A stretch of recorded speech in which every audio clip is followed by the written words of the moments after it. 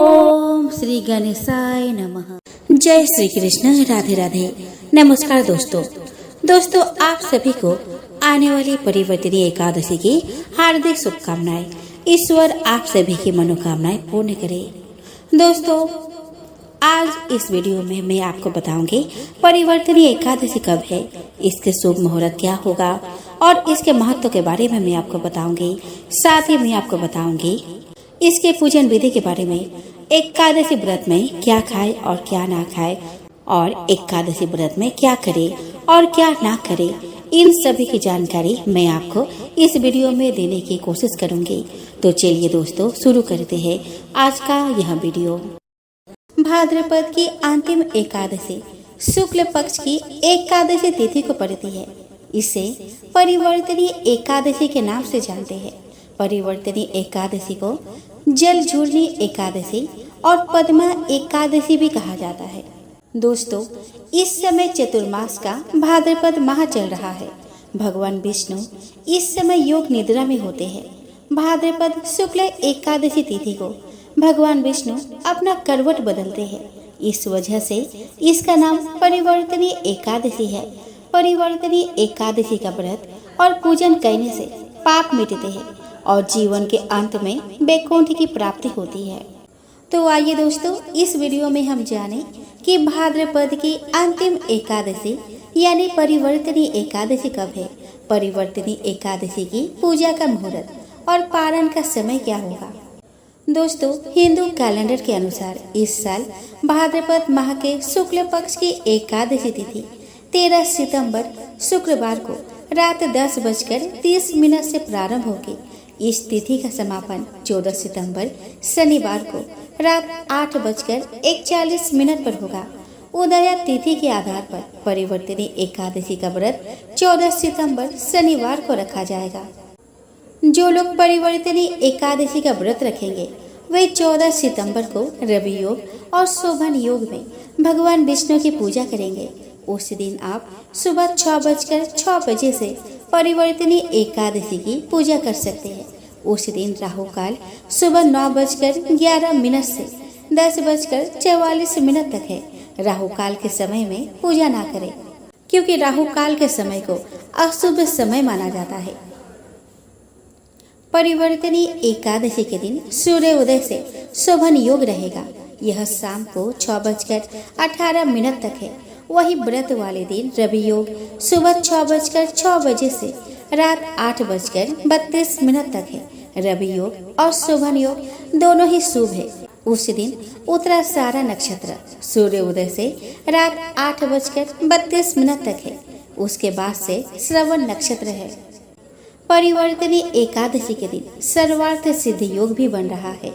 हालांकि यह योग रात में 8:32 पर बनेगा और पारण वाले दिन 15 सितंबर को सुबह 6:06 तक रहेगा। परिवर्तनीय एकादशी व्रत का पारण 15 सितंबर को दिन रविवार को किया जाएगा। परिवर्तनीय एकादशी व्रत का पारण का समय सुबह 6:06 से सुबह 8:34 तक है। उस दिन द्वादशी तिथि का समापन शाम को 6:12 पर होगा। दोस्तों 15 सितंबर को सूर्योदय 6:17 पर होगा और सूर्यास्त 6:26 पर होगा। राहु काल 4:55 से 6:26 तक रहेगा। अभिजीत मुहूर्त 11:57 से 12:46 तक रहेगा। अमृत काल 9:09 से 10:38 तक रहेगा और ब्रह्म मुहूर्त 4:41 से 5:29 तक रहेगा। परिवर्तनीय एकादशी के दिन भगवान विष्णु के अलावा उनके वामन अवतार की पूजा की जाती है। इस व्रत को करने से सभी प्रकार के पापों का नाश हो जाता है और व्यक्ति को मोक्ष की प्राप्ति होती है। जो लोग केवल परिवर्तनीय एकादशी की व्रत कथा को सुनते हैं उनको हजारों अश्वमेध यज्ञ कराने के बराबर पुण्य फल मिलता है। आइए दोस्तों अब हम परिवर्तनीय एकादशी की पूजन विधि के बारे में जानते हैं। दोस्तों परिवर्तनीय एकादशी का व्रत रखने के एक दिन पहले से ही ब्रह्मचर्य का पालन शुरू कर दे, यानी लहसुन प्याज न खाए। व्रत के दिन सुबह सुबह नित्य क्रिया से निवृत्त होकर स्वच्छ वस्त्र धारण करके पूजा का संकल्प ले। आप घर में पूजा के स्थान पर भगवान विष्णु की प्रतिमा स्थापित करें। उसे पंचामृत से स्नान कराएं। अब पंचामृत को परिवार के सभी सदस्यों के अंगों पर छिड़क दे और बाद में उसे पी ले। भगवान विष्णु की प्रतिमा के सामने गंध, पुष्प, धूप, दीप, नैवेद्य अर्पित करके उनकी पूजा करें। अब भगवान विष्णु के नामों का जाप करें और वामन देवता की कथा सुने। रात में भगवान विष्णु की मूर्ति के समीप ही सोए। अगले दिन यानी पारण के दिन ब्राह्मणों को भोजन कराकर दान देकर और आशीर्वाद ले। सबसे अंत में पारण करे। दोस्तों, परिवर्तनी एकादशी को जलझूलनी एकादशी एवं पद एकादशी के नाम से भी जाना जाता है। इतना ही नहीं, कुछ जगहों पर इसे डोल ग्यारस भी कहते हैं। मान्यताओं के अनुसार परिवर्तनी एकादशी पर कुछ कामों को करने से सख्त मनाही है। जो भी व्यक्ति इन नियमों की अनदेखी करता है उसका एकादशी का व्रत न सिर्फ खंडित हो जाता है बल्कि उसे विपदाएं घेर लेती है। ऐसे में दोस्तों, आइए जानते हैं परिवर्तनीय एकादशी के दिन कौन से 5 कामों को करने से बचना चाहिए। दोस्तों, परिवर्तनीय एकादशी के दिन मन में सात्विक भाव ही रखे। किसी के प्रति बुरा न सोचे और न ही मुख से किसी के प्रति अपशब्द का उच्चारण करे। परिवर्तनीय एकादशी के दिन विष्णु भगवान की अधिक से अधिक ध्यान करे। झूठ बोलने से बचे, किसी का मन नहीं दुखाए और न ही किसी व्यक्ति की निंदा करे। एकादशी का पावन दिन जगत के पालनहार श्री हरि विष्णु को समर्पित होता है। इस दिन सिर्फ भगवान का गुणगान करे। एकादशी का दिन क्रोध न करे और वाद विवाद से दूर रहे। यहाँ तक कि अगर कोई व्यक्ति आप पर अकारण ही क्रोध कर रहा है तब भी उसे अनदेखा कर भगवत ध्यान में लग जाए। किसी भी एकादशी तिथि पर चावल का सेवन करना बहुत ही अशुभ माना जाता है।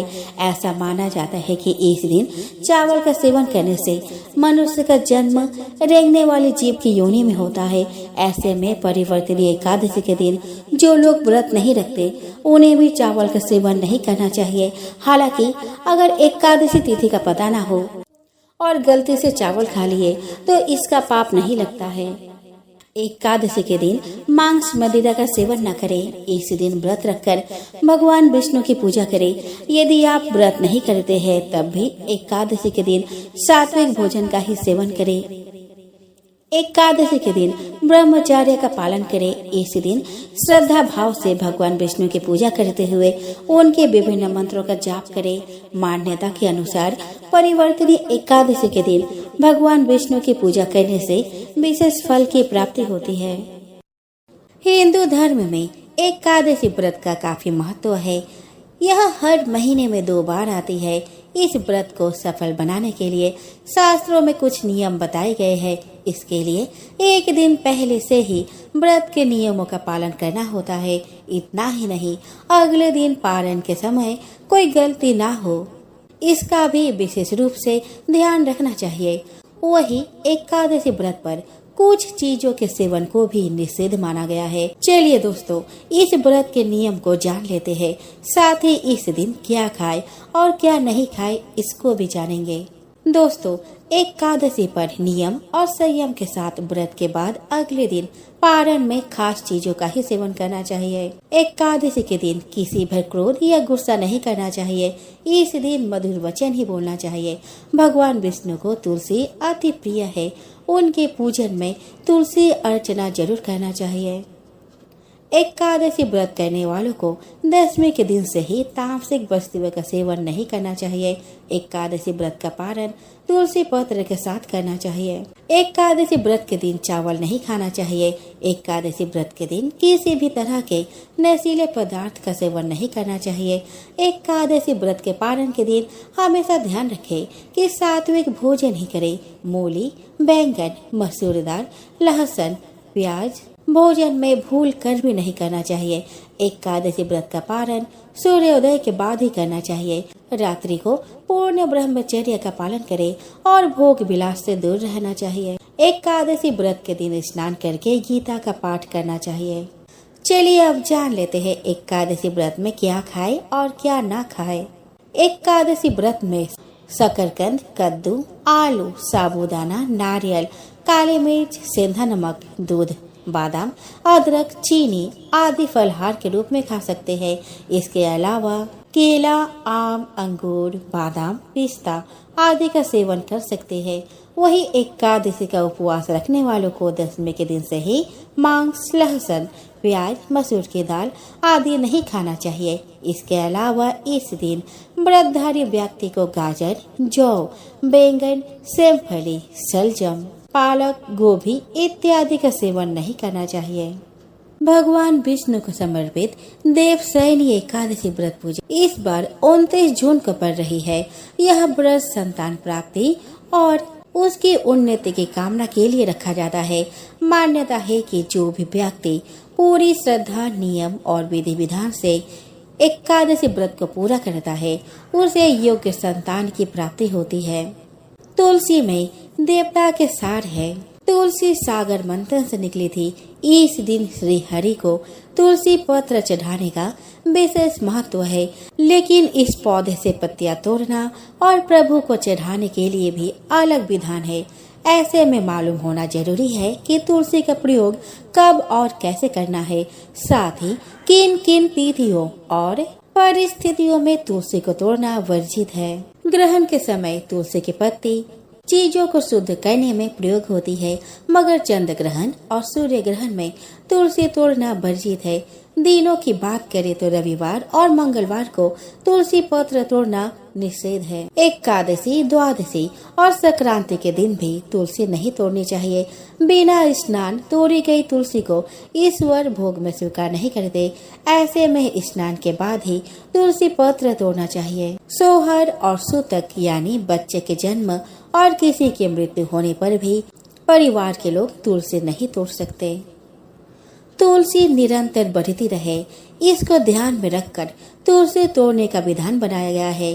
पत्ती तोड़ने के बजाय पौधे के आगे के हिस्से यानी तुलसी दल तोड़नी चाहिए। ऐसा करने से पौधा तेजी से बढ़ता है।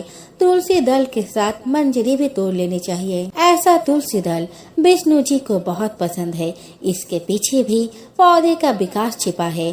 अब आप मंजरी के साथ तुलसी दल तोड़ते हैं तो मंजरी के बीज खुद ब खुद टूटकर मिट्टी में गिर जाते हैं और उनसे नए पौधे निकल आते हैं। तो दोस्तों, विष्णु के प्रिय एकादशी और रविवार को जब आप तुलसी नहीं तोड़ सकते तो उनको अर्पित कैसे करेंगे? इस सवाल का जवाब यह है कि तुलसी पूरे 11 दिन तक गंगा जल से धोकर कभी भी विष्णु जी को अर्पित किया जा सकता है। इस दौरान उसे बासी नहीं माना जाता।